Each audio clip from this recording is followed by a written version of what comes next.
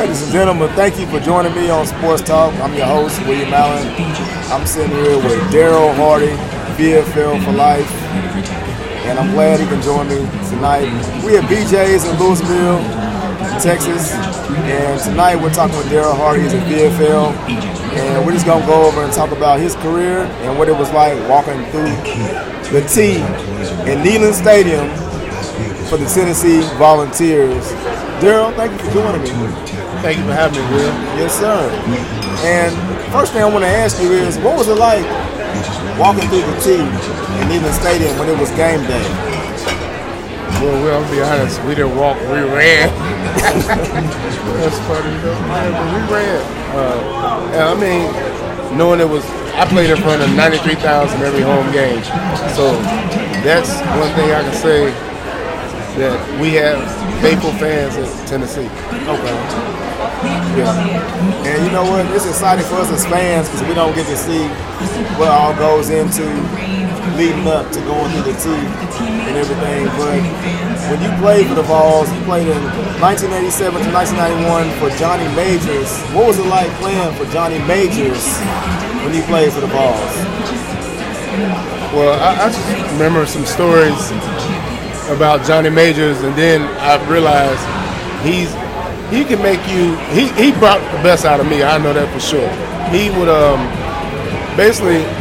he called out all three of our linebackers in '88, but we was redshirt freshmen, and we went 0-6, and he told us we need to share a scholarship. So basically, he talking about we need to earn our keep around here. So he wanted us to know, like, there's no free ride in Tennessee. So that's one thing I learned in Tennessee. There's no free ride. So I don't know what's going on with Tennessee right now, though, but they need to realize there's no free ride. Mm-hmm. So playing with Johnny Majors was definitely, he was a hardcore coach. It's basically what you're saying when you played for Johnny Majors. Was he like did he yell at his players, or was he just a laid back type of coach? I mean, if you did wrong, he'd let you know. He played a lot of positions, so he had a lot of knowledge. So the thing was, he wasn't gonna fake him out, tell him you did something. He already see it. He used to have a bullhorn. He would yell at us, and we'd be like, oh, okay. And like I said, I appreciate it because it made us better. That's right. And it sounds like to me that the Tennessee Volunteers right now need somebody to bring them back to the promised land, which is Jeremy Pruitt right now is the coach of the Tennessee Volunteers. And today they won the game against Chattanooga. I don't know if you saw the game. Did you see the game today? Yeah, I saw it. Yeah. Okay. And it looked like they executed pretty well on most of their plays that Jeremy Pruitt has them calling. Jim Chaney's offensive coordinator, and he definitely has the offense playing a little bit better than what they were playing the first 2 weeks of the season. They lost to Chattanooga, and they also lost to BYU the second week of the season. Did you see any improvement with the Vols the second week of the season? Well, the thing is, you got to be a killer. I mean, basically, you got to have that killer instinct.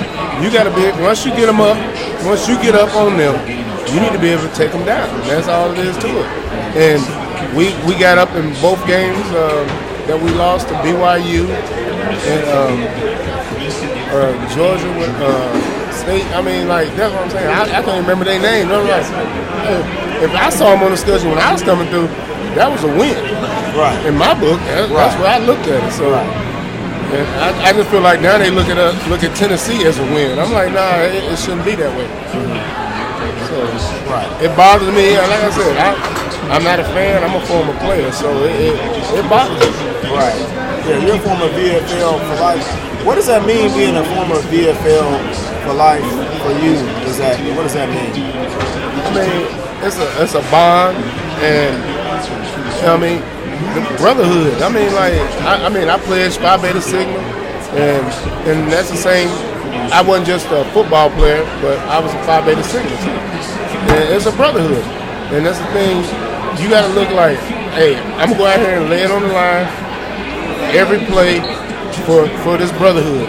This is what they brought us here. All of us was all Americans and all that.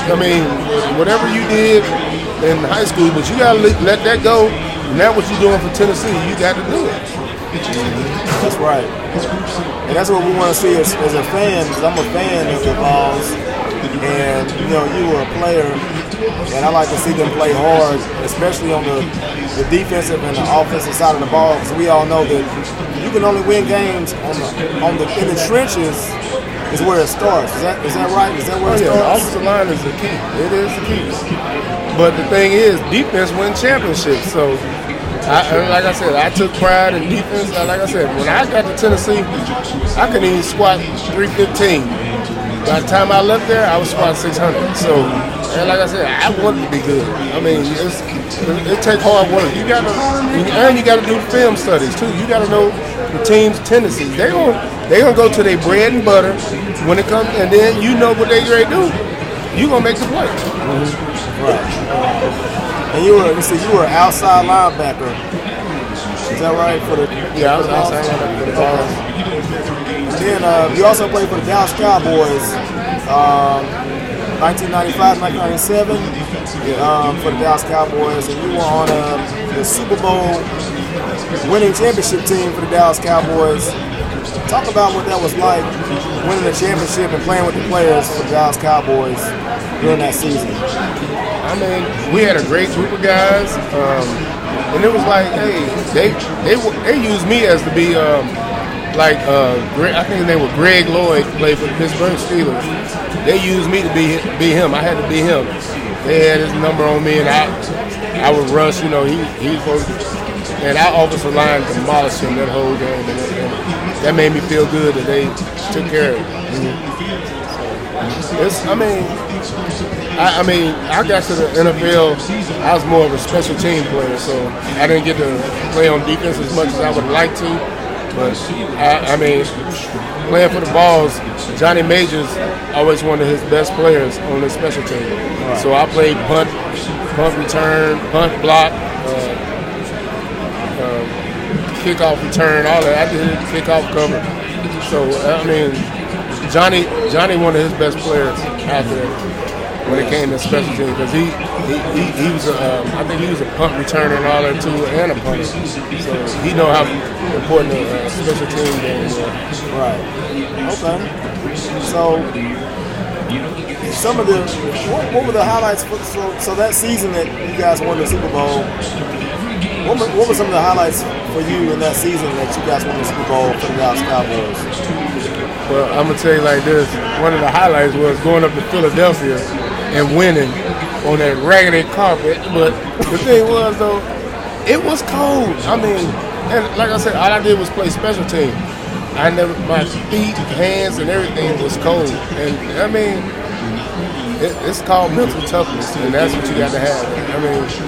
You got to fight through stuff like that. And that's one thing I always remember. And going to Green Bay, playing in the cold too. So that was trying for me. But like I said, mental toughness beats all. Right.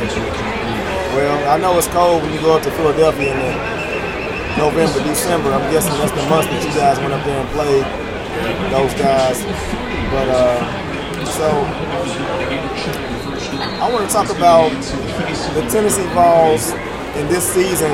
How it's going. Of course, they lost the first two games.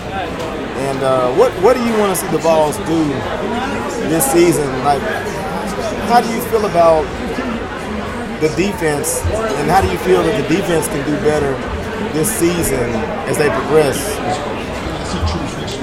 Basically, they need to watch film. That's one thing.